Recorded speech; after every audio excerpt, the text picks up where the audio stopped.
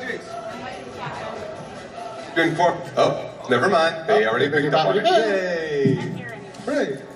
Alright. Hello, everybody. And by everybody, I mean the only people who have apparently been able to make it in, because right now everyone is stuck in Ridge Hell. I'm Kaiser Neko of Team 4-Star, and I just kind of took charge of this. There are a lot of other guests of honor here who are cooler than me. Jazz hands. Woo! Introduce yourselves. Yeah. So, us three in the middle, we are Trio Menagerie. We are a group of classical musicians, and we are here to perform for you guys tonight, and, well, this weekend. Tonight. So, it is myself, Hervatsek, it is our cellist, Rory Leonore, and then our violinist, Shostakovich Dragon. Woo! Everyone say cello. Hi. Yeah. And then we've also got our honest of honor at the end. Hello. I'm Talenchi. Hello. It's really funny up here. We have musicians and artists and then actor. I'm the least qualified to be here, honestly. You sure about that? Oh, wholeheartedly. So, this is a Q&A. So, we're going to A some of your cues. So please cue up your cues so we can A them. Anybody? Anyone? Just raise your hand. Boom. How did you end up starting Team 4-Star? How did I end up starting Team 4-Star? Getting started. Oh, that was actually, so way back in the day, someone named Martin Billany, Little Karibo, was making Yu-Gi-Oh! Abridged. How he got started, I actually need to, ask him again, but, yeah, he was making Yu-Gi-Oh! Abridged. That made other people make other abridged series. And I had this DVD of Lupin the Third that I had won from a contest with AnimeOnDVD.com, which is now extinct. And I was like, yeah, I'll give it a try, because I've always wanted to do voice acting, and I was a decent editor. I tried it out, got people's attention, Line of Guitar from Yu Yu Hakusho Abridged, Takahata 101 from G Gundam Abridged, Moscow X and Vegeta 3986 from Naruto Abridged. They were doing the Dragon Ball Z movies at the time, which were a lot of fun. But when Takahata asked me, hey, if you were doing anything besides Lupin, what would you do? And I said, well, Dragon Ball, but that series is too long and people are already doing the movies. So he forced me into a call with Line of Guitar, who plays our Vegeta and became one of our co-writers, and he forced me basically at gunpoint to ask the question, hey, would you make Dragon Ball Z Abridged with me? And it was funny, Nick's response was, I have 2 stipulations. 1, I'm a writer, and 2, I play Vegeta. Which...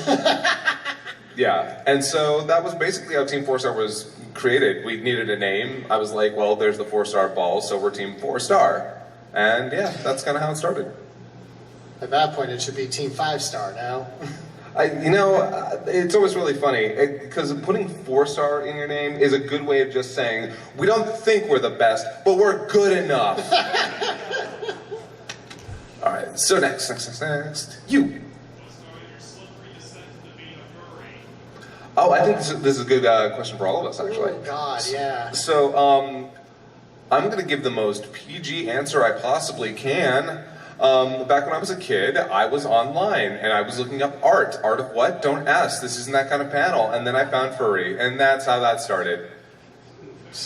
Yeah, I kind of have a similar story, but I kind of went into it slightly differently in how I approached the fandom versus actually got into it, because I was on the very periphery for a while, and then I ended up joining a writing clique because I have a background in fan fiction.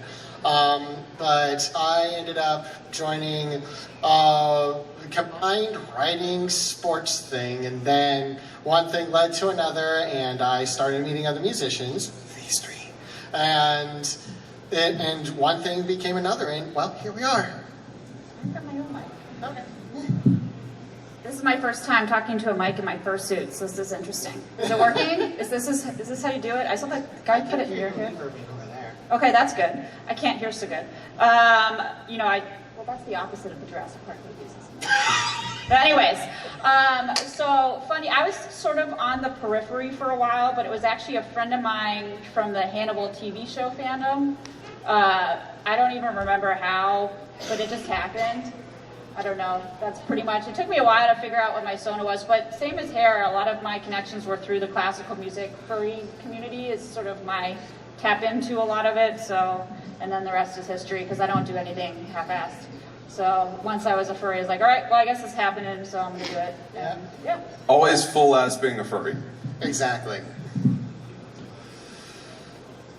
So basically, I was actually online terminally as a child and then as a teenager, and before I was a furry, I was on a number of forums, and I was already going by Shostakovich because that was my favorite composer at the time, and I figured if somebody was going to Google my name to cause problems, they were going to learn something. And then most people couldn't pronounce Shostakovich, so I became Shost, and that's easier for people. But I found furry in 2011. Mostly through people. I was like furry adjacent to begin with, and then people just was like, hey, would you like a persona or something? And I'm like, sure, yes, that would be cool. So Blue Dragon, that's feathered and furry and that sort of a thing. My first FurCon was MFF 2013, and I snuck away from college to get there. It was the first time I'd ever flown without telling anybody where I was going. And at the time, I knew everybody in one room party. So I went into a room party and knew everybody in that one room, and that was everybody I knew at the time online, which is never going to happen ever again. And now I'm here.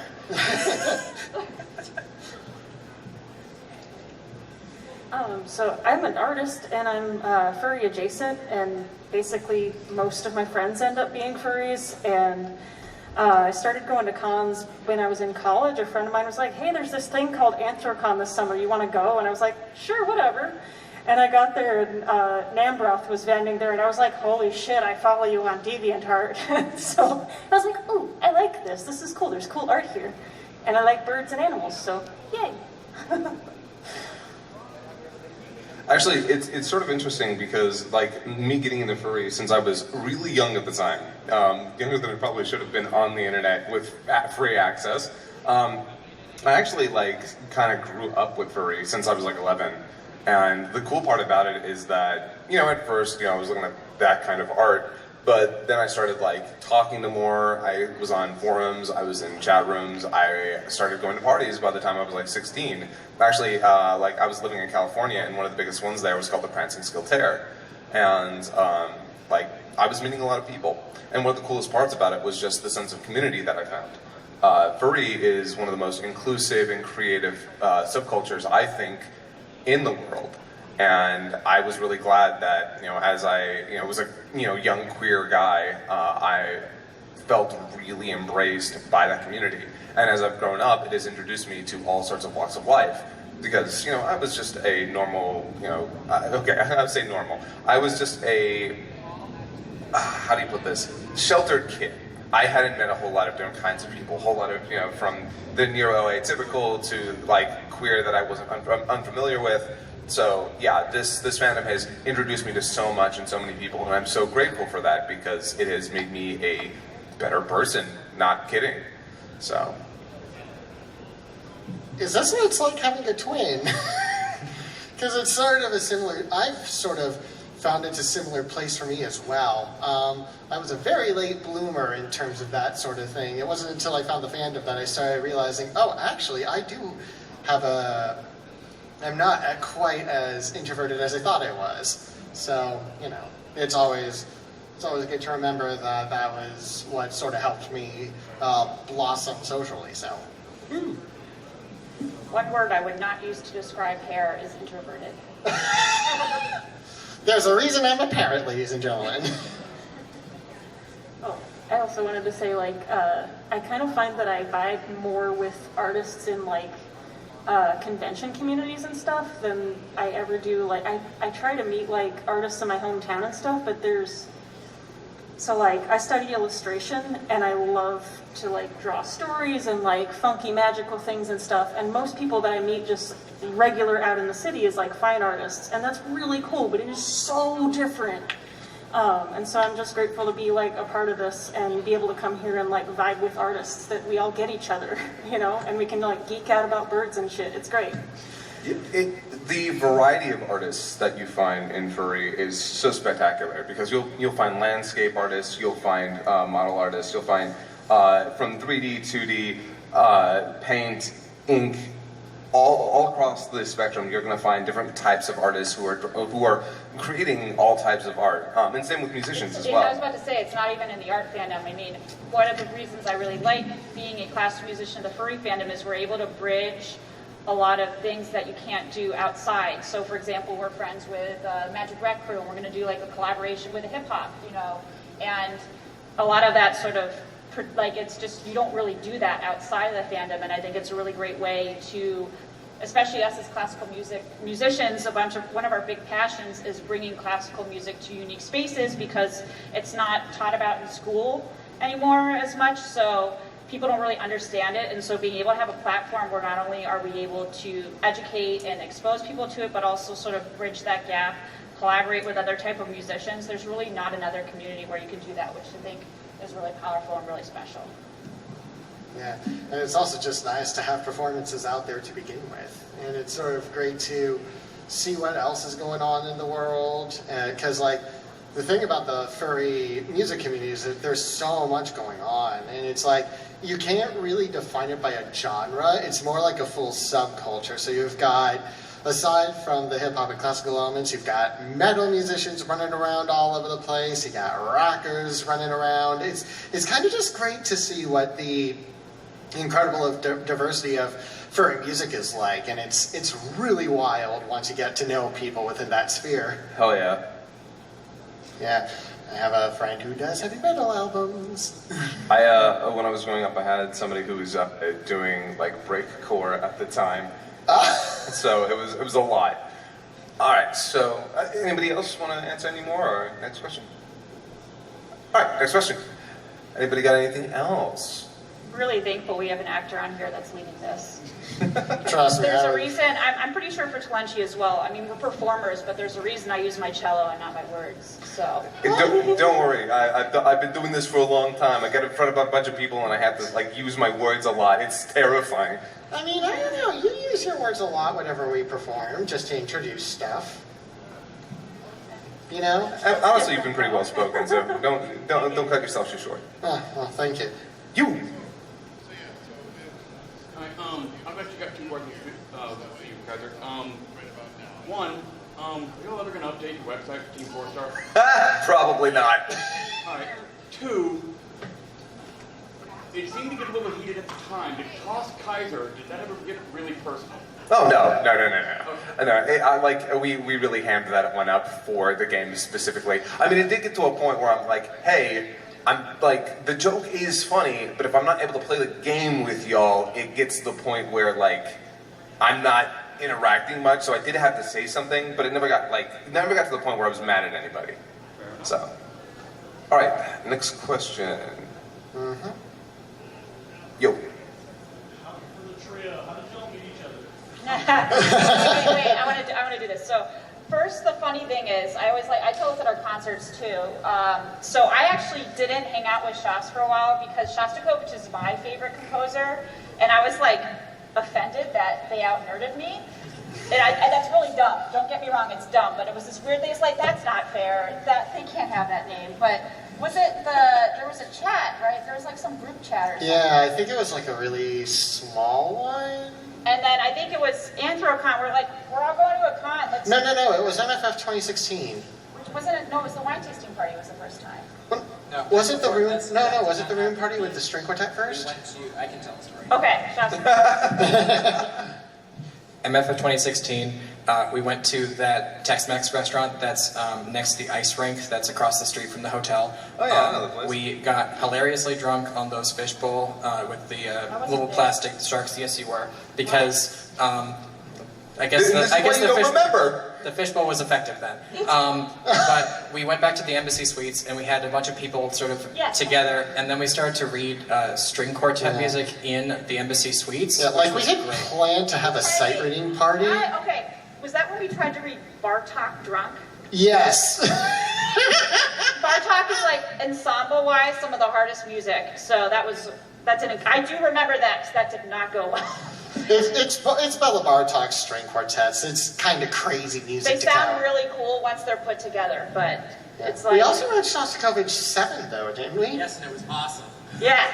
So then we did like our first official concert. So me and Hare came out to Chicago and we did Duo Menagerie. We did a concert of duo for cello and viola, and then my old fursuit maker, Art Slave, at Anthrocon every year has a wine tasting party, and she was like, it'd be pretty cool if we had classical music at the wine tasting party. So that was our first official concert, and what was really cool about that was we played some pretty modern classical music, and I always think my dad always thinks that people can't handle that, like the general public, and that's why I love the furry fandom, is like if you are passionate about it, people, accept it. So I love that we play like Penderecki and Schnitka, and because my dad's like, people like that? I'm like, yes they do, okay?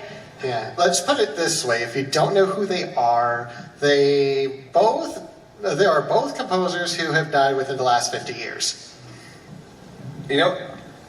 I'm throwing something out in the dark here. I think one of the reasons that furries are more open to classical music is because a lot of the media that they're steeped in are, say, video game music, which uses a lot of melody and orchestra. That's actually what we really took off with. Is Hare here has a doctorate in composition, and started the first one was Banjo-Kazooie. It was our Geekludes and Fugues, and he sets music from video games, TV shows, and movies as preludes and fugues. So it's not just playing it straight, but it's introducing classical themes through music that people recognize, so that like he'll do like some really cool like thematic stuff. I think one of my favorites is the Game of Thrones melody is an F sharp major Malagueña, and then the Red Wedding is a 12-tone row, which I just think it wasn't fully 12-tone. They don't know the difference. Yeah, but no, it's funny because then it's also an interesting compositional challenge, I feel, because in order to make a good fugue, if you don't know what a fugue is, it's basically hyper complicated row, row, row your boat, where every entrance of the row, row, row your boat comes in at a different note, and it's wild to find ways to make the themes work with that. And I do have particular favorites, but yeah, it was also just like a really good compositional challenge for myself, because it's just like, okay, here are these really cool themes by all of these things. How do we make this work within this framework? And it's been one of the more fruitful compositional ventures I've been able to have since I left school, so. And then speaking of, actually one of the panels I'm giving today is teaching some themes about classical music through movies, sort of what sort of classical elements your favorite soundtracks and movies do, and sort of what, if you like movie music, what are some great classical pieces to check out. So. And then also immediately after this, I'm giving 2 hours where we talk about anthropomorphism in the opera house. Woo! Yeah, but yeah. All right, next question then. I think we have one over there. Boop.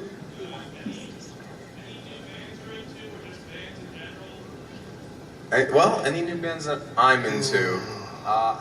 Funny enough, I just kind of listen to whatever Spotify tells me, recommends me, unfortunately. Then I follow another friend who's like, oh, actually, there is one band. It's a Japanese band named Eve. I absolutely love Eve, and if you haven't heard them, definitely check out their music videos. That's kind of half the fun. They're beautifully animated, but also the music is just absolutely gorgeous. I think Eve actually did one of the opening themes to Jujutsu Kaisen. So, yeah, definitely check out Eve. Yeah, that song is awesome. I just started watching that show. It's so good. It's so good. The music is awesome. Yeah. Speaking of doing a bridge, by the way, I had a month off of work and I watched all of One Piece. So I am writing a One Piece arrangement for the string trio. The music in that show freaking hits. Which songs are you picking? It's all the stuff like from the show, not the songs, but like in the show, like the bump, bump, bump, bump, bump, bump, bump. Yes. Okay. Cool. All that shit, I'm so excited for that. Yeah. So MFF, it'll be premiering. Woo!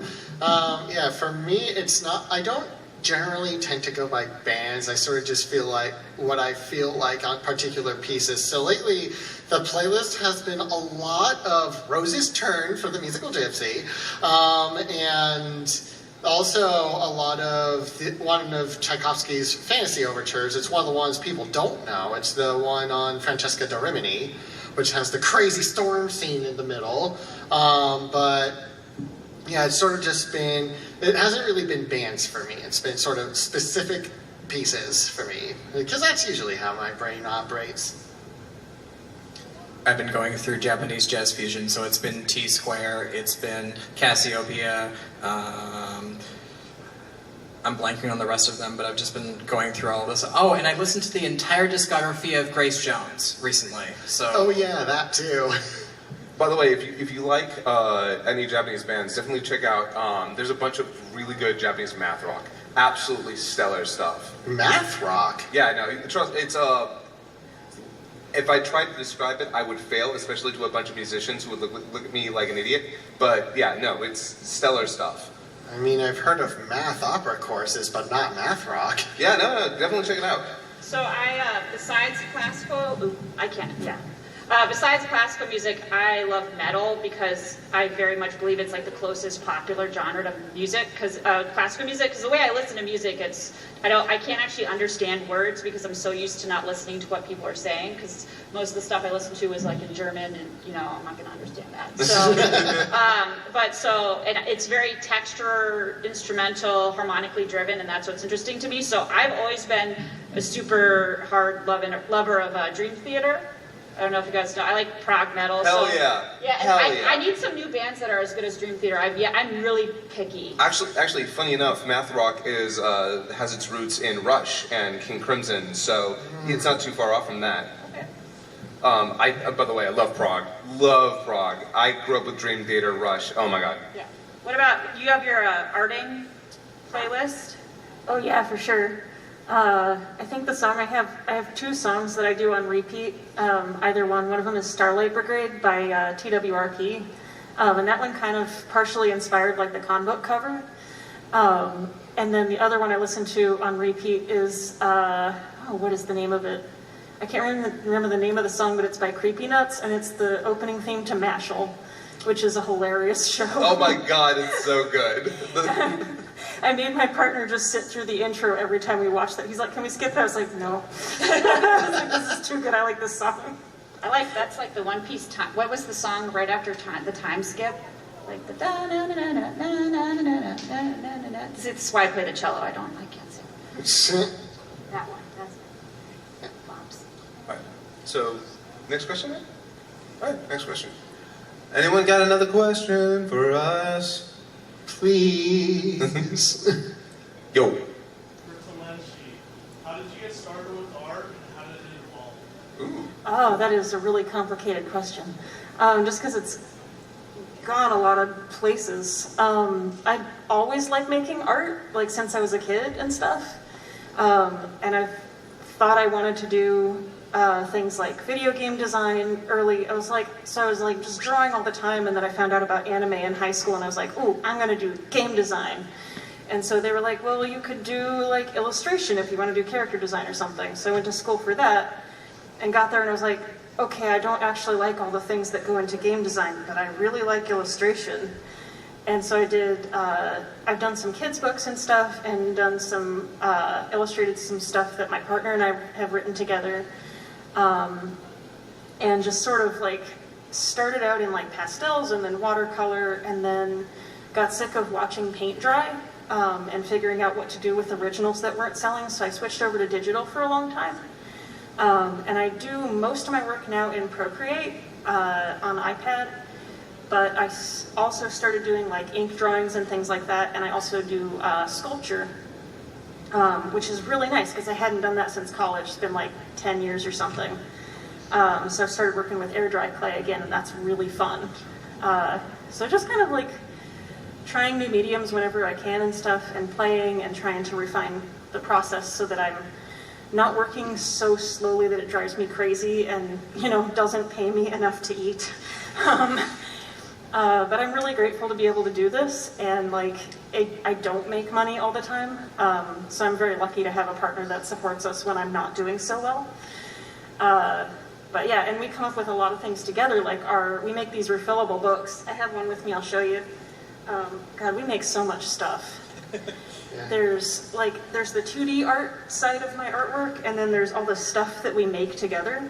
And we have a file on like Google Drive or something that's the ideas file, and it is like a book. And just if we ever like apply for some art grants or something and just like take a year or two off, we're gonna make a bunch of stuff on that list. But we make these books that are magnetic. Ooh. That's cool. Oh, that's sick. I don't have any soft cover ones with me because our AC has been broken all summer. And I gotta run a heat press to make these. So I'm like, yeah, no. So we have the hardcover ones in the dealer's room.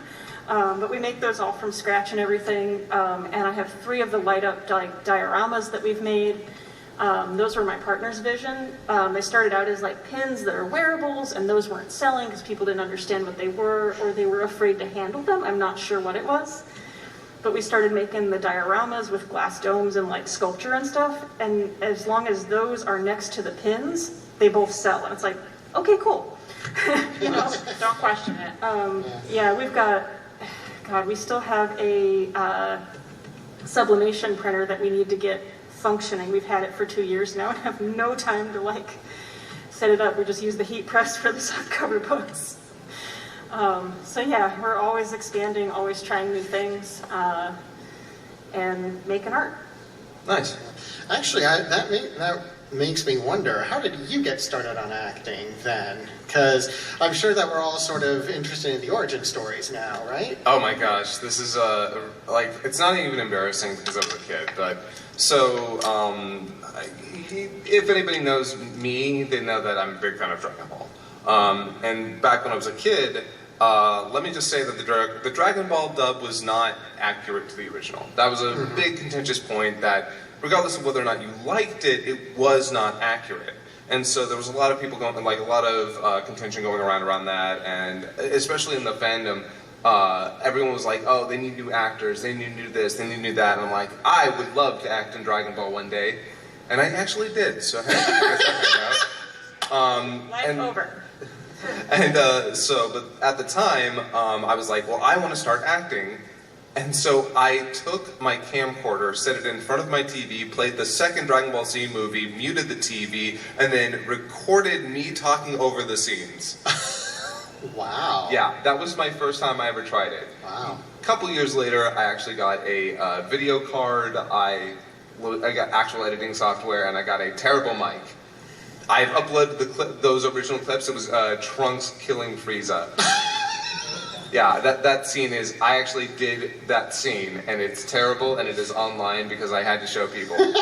Oh my god. But after that, it was mostly just like, honestly, what got me into actual voice acting was Dragon Ball Z Abridged, because it required me to get better at acting, better at doing voices, it got me a better setup, and since the show got, well, relatively big, it caught the eye of Funimation.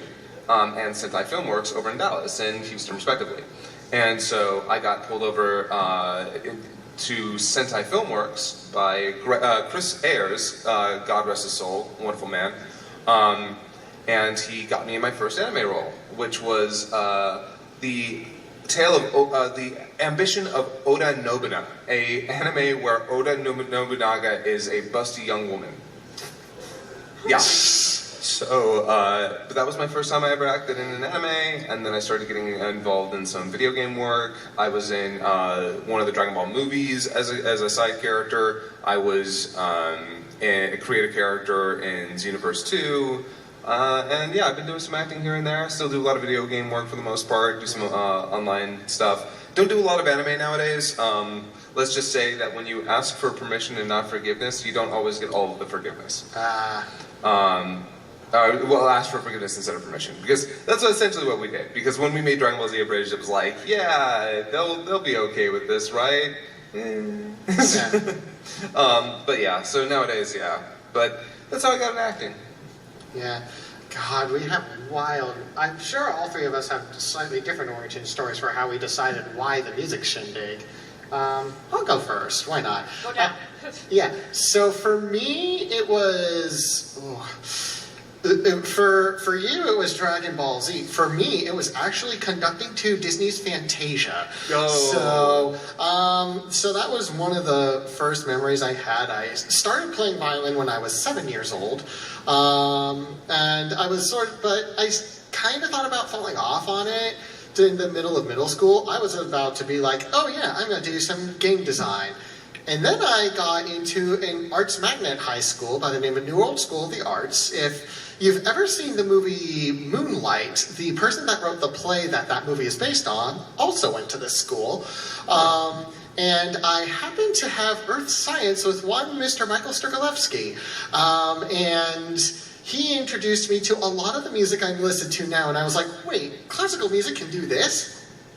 It also didn't help that, once again, Shostakovich enters the fray. The very first symphony I did in high school was Shostakovich 9.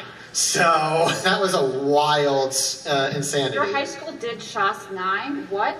We actually sight read it again in my senior year, believe it or not. Jesus.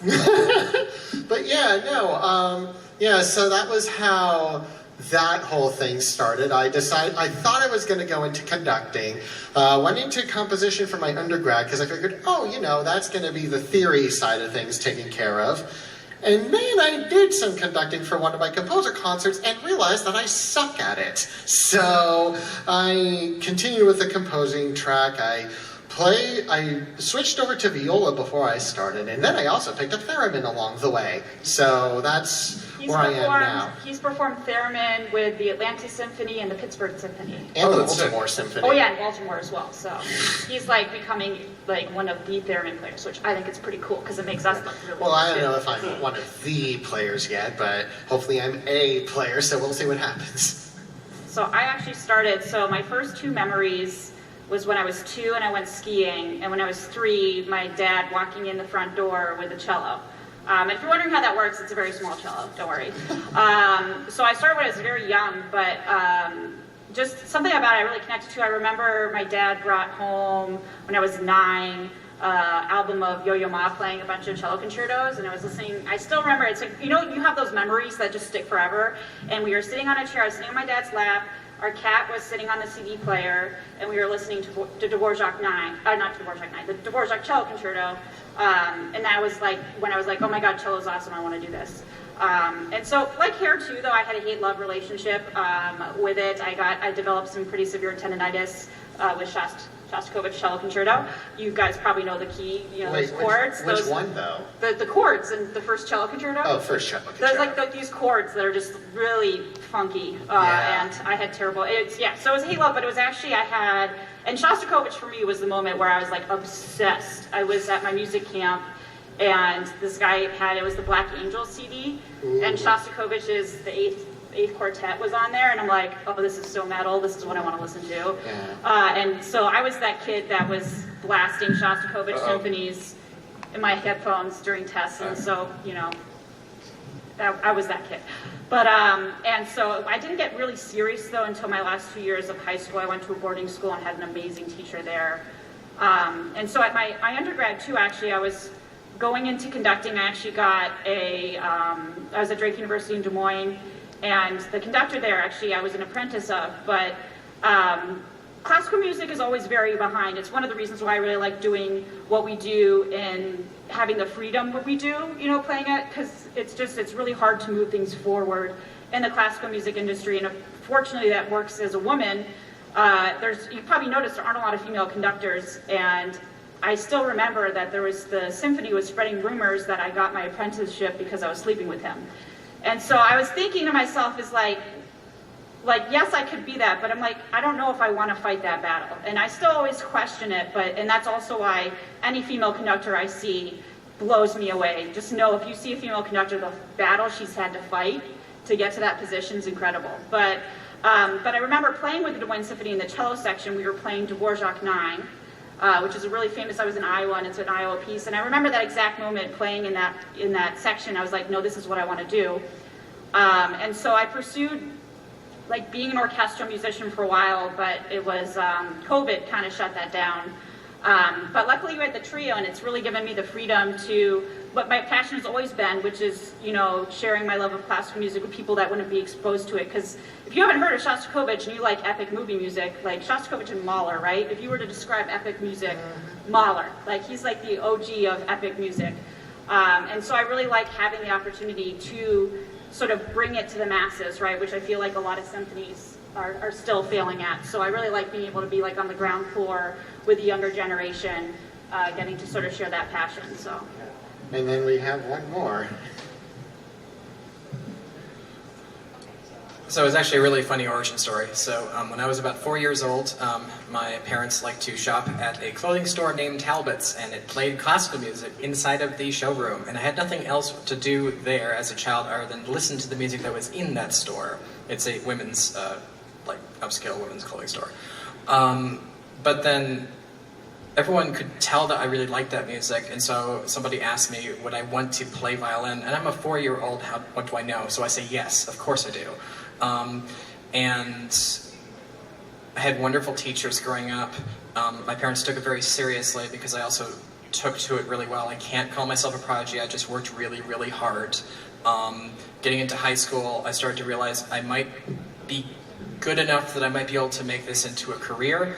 And this also followed into be taken under the wing of a Professor Peter Zizowski at Boston University, who is one of the world's foremost experts in violin and violin pedagogy.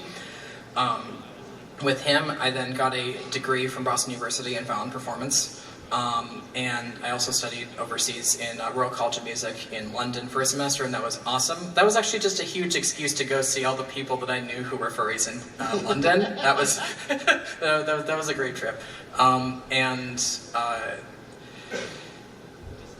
I should mention that I owe a tremendous amount of gratitude and respect to Tanya Song, because she is the person in Boston who started my actual professional music career. She hired me for gigs and made sure that I was well represented and well paid. So I owe her a huge amount of thank you to that. Beyond that, of course, we started doing trio stuff. And speaking of Tanya, actually, I overlapped with her for a year in college. She started her master's at the Boston Conservatory when I was in my senior year of my undergrad there, so wild story that. And then I just keep going. And I'm trying to do more collabs with other people. Electronic music, I love producing electronic music, so I'm trying to do more of that with my instrument as well. I'm very happy to be on the stage with these two lovely people. And also, one more thing. I champion underplayed classical music. That's like my biggest thing. It's one of my hyperfixations, and I found willing subjects to then play things that I find online. That made me so happy. He found this awesome piece of music. There's the gamelan. What is it? Yeah, Jean Cras string. If I say it in American, it's Jean Cras, but Jean Cras is. And he said, like, I couldn't get anyone to play this. I'm like, this sounds so cool. What the heck is wrong with them? Yeah. So we I actually. tell Hair, as long as it's not 12-tone atonal. I really want to do the Schoenberg string trio, and she's going to veto that. And I do like sharing the atonal, special, interesting, like modern music with audiences that would never think to listen to that. It's usually sort of sequestered as like academic music when it really isn't. It's really cool. These people were actual artists and consummate experts in their fields, and they were also just fun people composing cool stuff. That stuff deserves to be heard. I think Penderecki would have gotten a real good kick out of his music being played at a furry con. Penderecki was technically alive in 2016, so that means that technically he might have been conscious of the fact that we played his piece at MFF in 2015. 2019. 2019? Oh, Yeah. He died 2 years ago. Oh, that's right. He died in like 2022. Yeah. When I said died within the last 50 years, some of them closer than others. I do actually have to run to a panel, so we will be able to take one more question. So, yeah. Yo. The best kaiju? That's a tough one. I mean, I have to go. Godzilla, obviously. I have to go Godzilla because that's the only one of whose movies I've seen at all. You know what? I'm gonna put this down here. Best kaiju besides Godzilla. Mothra. Violante. Ooh, Violante. I have to say Okay, Mothra okay. just because that's an incredible design of a character. Come on. Have you seen Violante? She's a rose alligator. Like, Well, that's like pretty an sexy. alligator Wait. head out of a rose with tentacle mouth out. It's such a cool design. Oh, okay, you have to go. That's cool. Well, It's like well- with the soul of a child, like a little girl. Like, it's so cool. That's awesome. Sorry, what was it? What was yours? I don't think we got to lunchies. Oh, okay. Oh, I don't know a lot of them, but Mothra can fly, right? So yes, yes, I like Mothra. She's literally a moth. No, actually, I meant. I know a lot of them can fly. It's silly. I also said Mothra. Oh, no, you said no. What did you say? I said Mothra. Oh, you said Mothra. Yeah. Oh, okay. Wait, so 3 Mothras? Why not? What about you? You didn't give your non-Godzilla. Ghidorah. Okay, okay, keep yours. Okay. Yeah, King Ghidorah. They're a boss. Okay, there's 3 of them. I just wonder who's going to put the gladiator in that one. All right, so yeah, and we're about up. We only about have half a minute. I know you've got a panel to get to. I'd like to thank everybody for coming in here, sitting with us, hearing about our stories. So hey, plug your panels. So I'm going to be doing Furry in the Opera in literally 10 seconds. He's gonna run. I think at 3 I'm doing classical music at the movies. We've got a concert tonight at 5. That's gonna be our nerd music concert. Our classical set is tomorrow, and our solo recital is on Sunday. I am in the dealer's room. I think this is my only panel. Bye, Art. Hello. Buy her art. Buy her art. And we've got CDs and T-shirts and stickers and prints. We've gotten to collaborate with some pretty incredible artists. So. And I've got a Q&A today at 3, another Q&A and an After Dark Q&A tonight at about 9, I believe. And I'm also going to be on, well, technically, the similar yet legally distinct actually. So I'm really looking forward to that. I know the theme is, well, mechas and monsters. So if I can't be right, I'll at least try and be funny. So thank you all so much.